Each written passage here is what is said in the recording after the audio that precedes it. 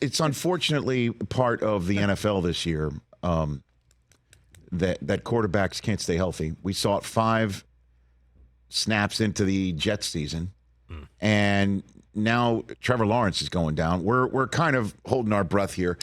It looked bad. It looked bad. The good news is it doesn't appear to be broken, because if there was a break, he would have been air casted and not, couldn't walk on it. I mean, he had to have 2 guys. Ambled his way all the way up the tunnel to the locker room last night. They said he didn't have an air cast on. Well, I mean, and again, so that's not good. A walking boot. He apparently had a walking boot on when he was leaving.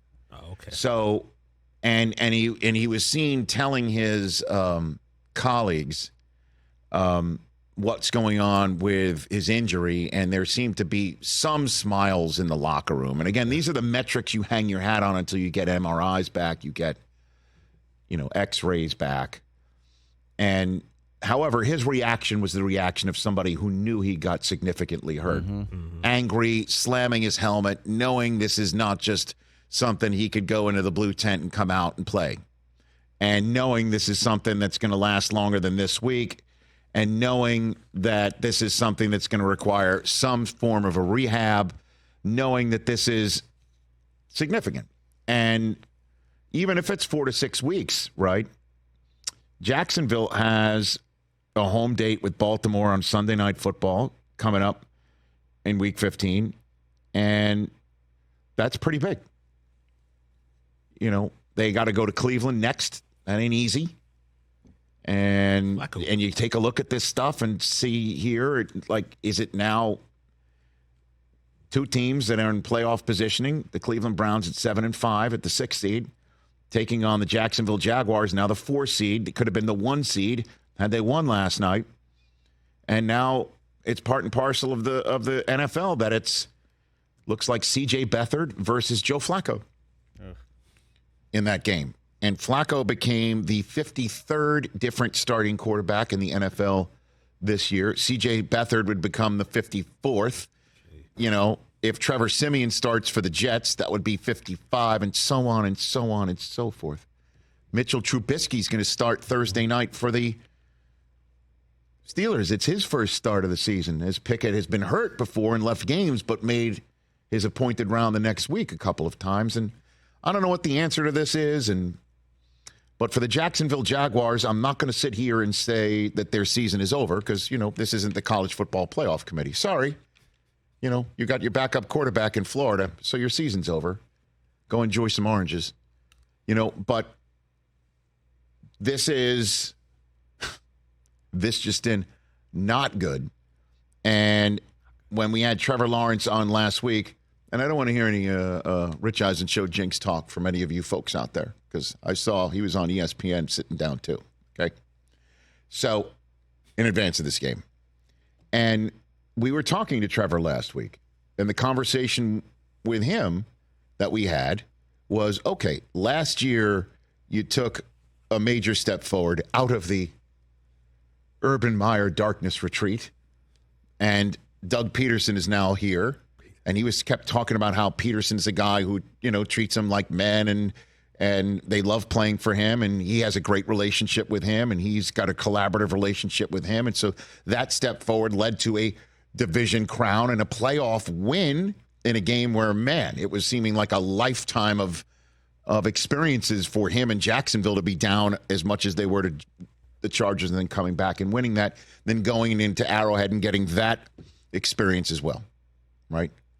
And then this year, stumbling in the beginning, but winning a ton of games. They were 7-1 going into last game last night. Since October 1st. That's the best record in the NFL since October 1st, including gutsy wins, short week on the road in New Orleans with him wearing a knee brace for the first time all season. And then going into Pittsburgh and winning that game, and then coming out of the bye. And then going into Houston after Jacksonville came out of their bye and taking on San Francisco, getting boat raced there, coming back, winning the game against Tennessee, and then going into Houston and letting the young Texans know, okay, you got us in our house. This is not your division. We're coming in And we're showing you we have the mettle, we have the experience, not today, winning that battle. And I asked him about putting stamps down. And he agreed. Like, this is the way they feel. They're putting stamps, markers down. And last night was a marker opportunity with the Bengals and their backup quarterback and Burrow in a sling. And they had an opportunity to win that game and be the 1 seed in the AFC through 13 weeks. And they could not stop Jake Browning, and they could not take advantages of Cincinnati's mistakes, like turning to Tyler Boyd after Jake Browning went up top to Jamar Chase like he's Joe Burrow. And like, okay, now let's go deep in our trick bag to have Tyler Boyd try to throw one back across the field to Joe Mixon, and then Josh Allen picked him off, and I tweeted out on the spot that means his 2 career interceptions is against Buffalo's Josh Allen and Tyler Boyd. Go figure. Jacksonville takes the lead there, and then Trevor Lawrence goes down after Jake Browning ties the game.